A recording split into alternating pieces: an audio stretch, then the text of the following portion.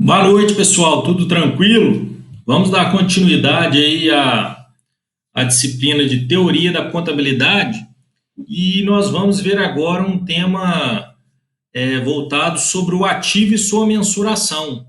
A gente tinha visto em oportunidades passadas sobre o passivo e sua mensuração e agora a gente vai ver o outro lado, né, que é o ativo e sua mensuração.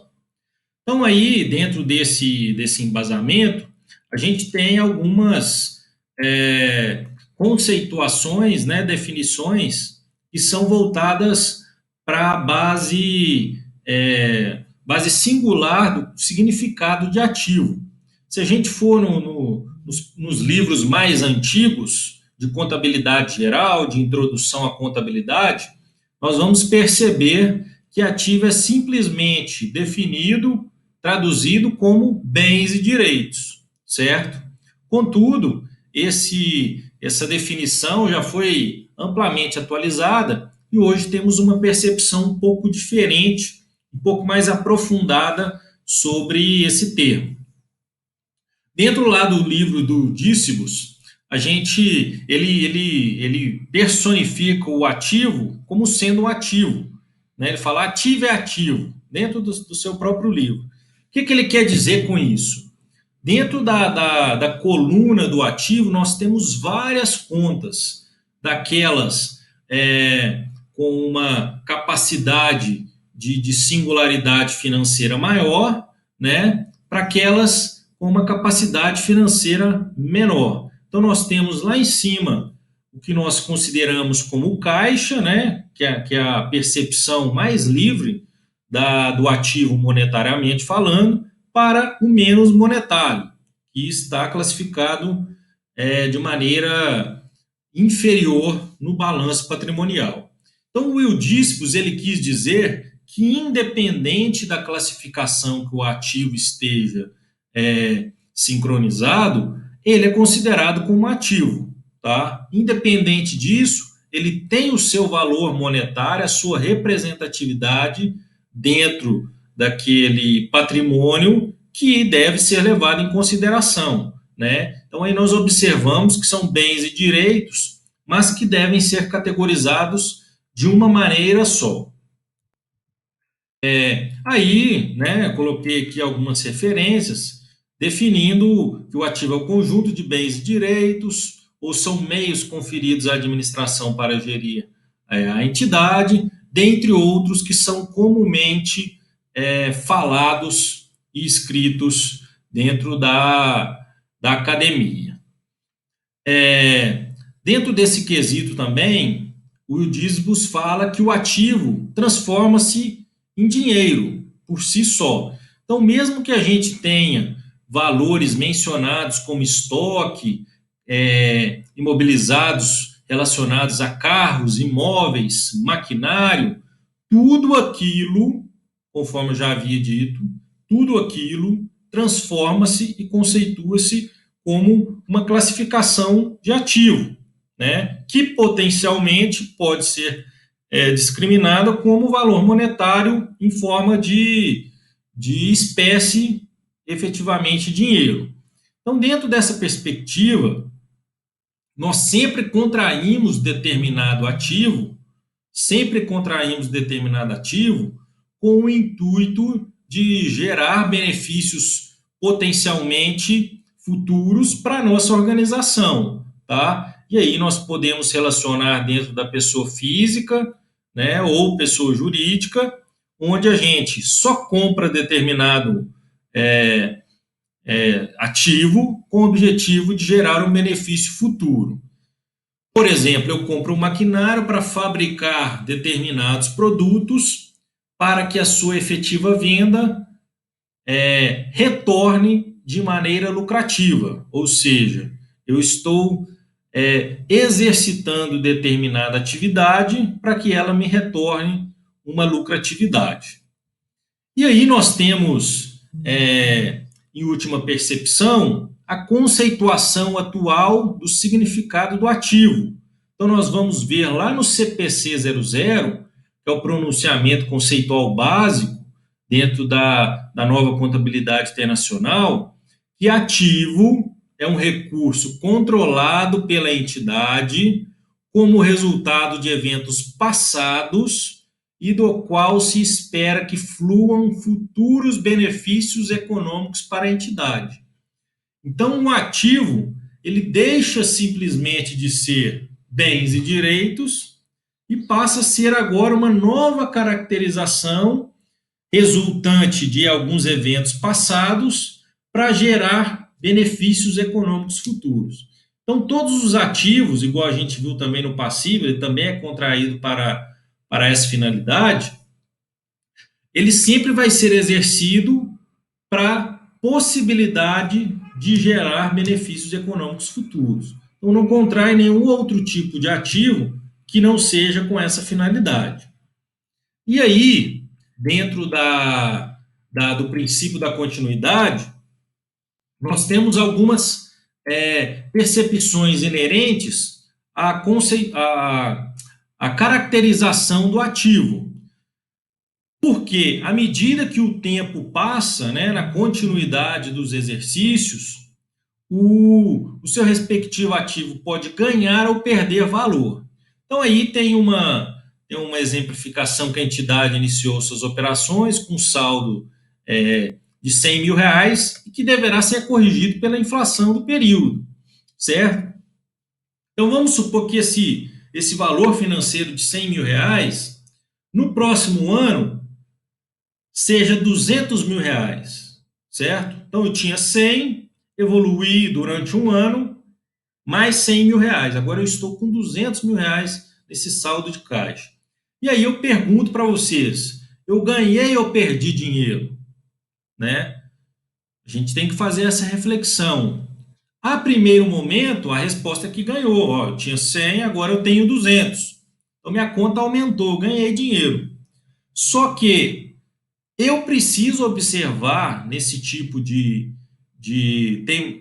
temporalidade qual foi a inflação exercida naquele período.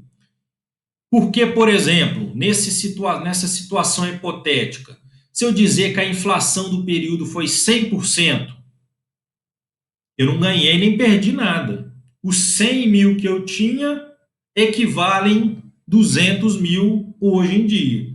Tá? Então, praticamente, um ganho verdadeiro, um ganho real, eu não tive.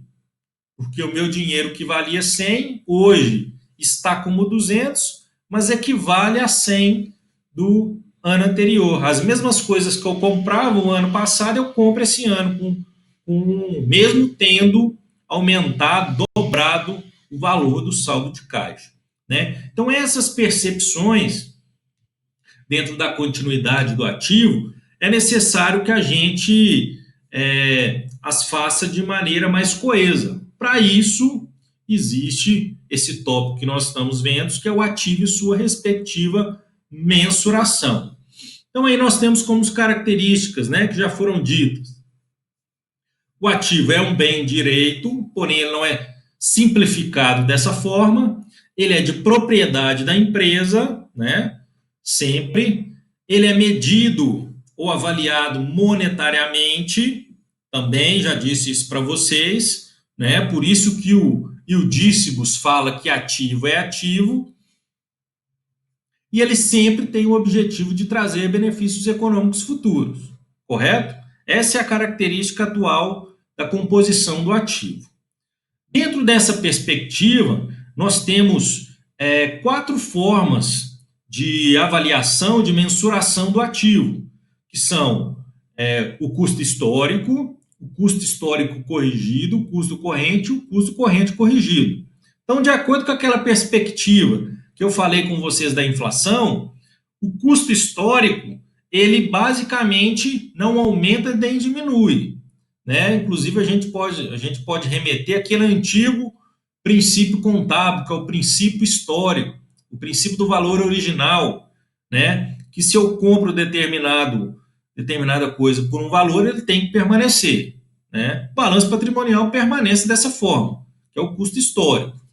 Contudo, eu tenho outras formas de mensuração de um balanço patrimonial, que tem, por exemplo, o custo histórico corrigido. Não necessariamente eu vou fazer a aplicabilidade disso de maneira, dessas outras opções, de maneira que a legislação determina, mas sim também como forma gerencial, tá? Então, o custo histórico corrigido, ele considera o custo histórico, porém, repercute esse valor de acordo com a inflação do período, né? Então, naquele caso, por exemplo, que eu acabei de citar para vocês, com a comparabilidade, a gente iria perceber que, de acordo com o percentual de inflação, nós não teríamos ganhado nada, tá? Diferentemente do custo histórico, que, teoricamente, né, a gente teria um dobro do saldo de caixa. Então, o custo histórico corrigido considera o valor da inflação. O custo corrente, diferentemente do histórico corrigido, ele pega o custo histórico, mas considera os ativos de acordo com os seus valores correntes, tá? A exemplificação mais fácil disso é de imóvel.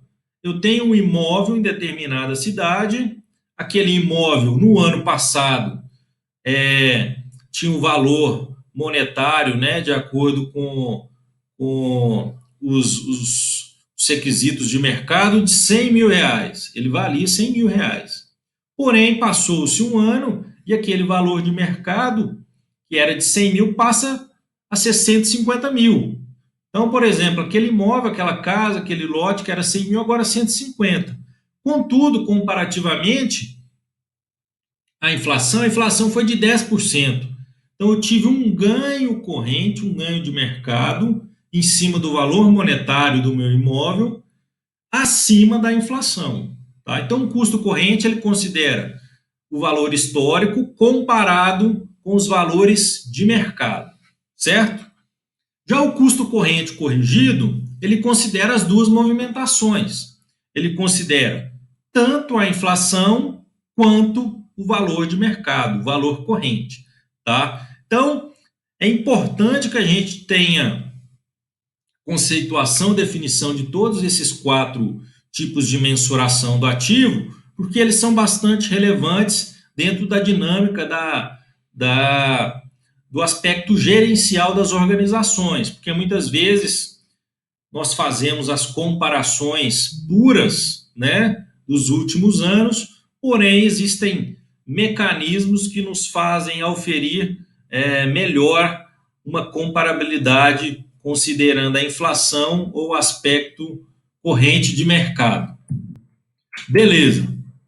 Então nós temos aí, agora eu expliquei cada um, aí tem para vocês estudarem depois um pouco a conceituação de cada ativo. Contudo, o que vai ser importante aqui também para nós, é porque durante as atividades que eu vou passar para vocês, vocês vão ter que fazer o comparativo do custo histórico corrigido, do custo corrente corrigido. Então, nós vamos pegar alguns balanços patrimoniais e fazer a comparabilidade destes balanços com relação aos períodos que vão que se passam determinados anos. Então, vamos lá. Custo histórico. Então, o custo histórico, quando eu vou fazer a comparabilidade, como o próprio nome dele diz, eu considero somente o valor original. Então, estamos lá, ó, conta dos ativos ali, ó, operação de crédito e imóveis. Em um ano era 800 e 200 mil, no próximo vai ser a réplica, tá? Vai ser o mesmo montante, porque eu considero o custo histórico, o valor original. Então, aqui é o mais simples de todos. Se, por exemplo, cair na prova, faça a aplicação do custo histórico de acordo com os dados. E aí, na atividade, eu vou colocar só o ano aqui, ó, só o ano 0. Tá? Aí vocês vão precisar fazer o ano 1 e a variação de um período para outro. Então, é simplesmente fazer a replicação e a variação vai ser 0. Certo?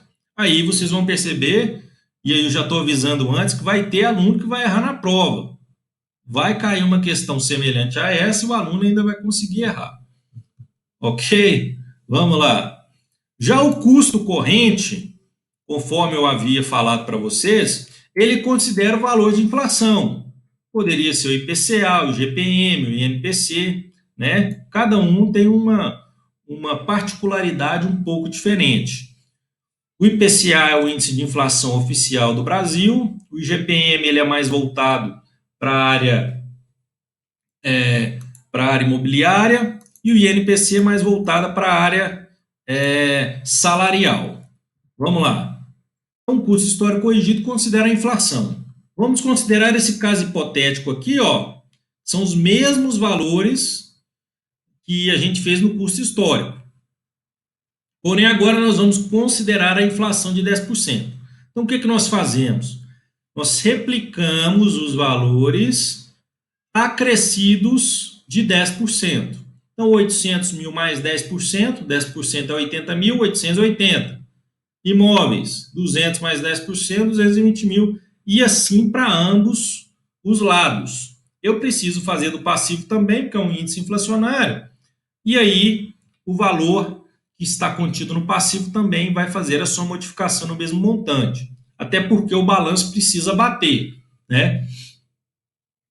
E aí, já na conta de variação, a gente vai perceber monetariamente qual foi a diferença. No caso aqui, 80 mil reais. Tá? Então aí, naquele exemplo que eu falei para vocês, ó, estava 100 mil aqui, foi para 200, se a inflação foi de 100%, a variação foi zero. Né? Não houve modificação. Seguindo, custo histórico. O custo corrente, ele vai modificar algumas contas. Porque não necessariamente, por exemplo, no caso do passivo, não vai alterar, né? O valor do imóvel, basicamente, que vai ter uma alteração de mercado, certo? E aí eu faço a atualização desses valores de acordo com o que ele vale hoje no mercado e faço a mesma variação. Então, no caso da operação de crédito, eu tive uma perda de 20 mil, os imóveis, eu tive um acréscimo de 40 mil, e aí essa diferença que eu tenho contabilizada no ativo, ela vai para os lucros ou prejuízos acumulados, tá? Ela vai para essa conta aqui, porque eu preciso fazer o balanço bater, né? Aquilo ali não está vindo de nenhum lugar, né? Eu só estou fazendo uma atualização. Mas lembrando que devo se aplicar nos balanços originais o custo histórico de acordo com as determinações legais. Já o custo corrente corrigido, eu adiciono uma coluna, que eu vou fazer a comparabilidade do valor inflacionário com o valor de mercado. Então aí eu faço a atualização dos 10% e do outro lado a atualização do mercado.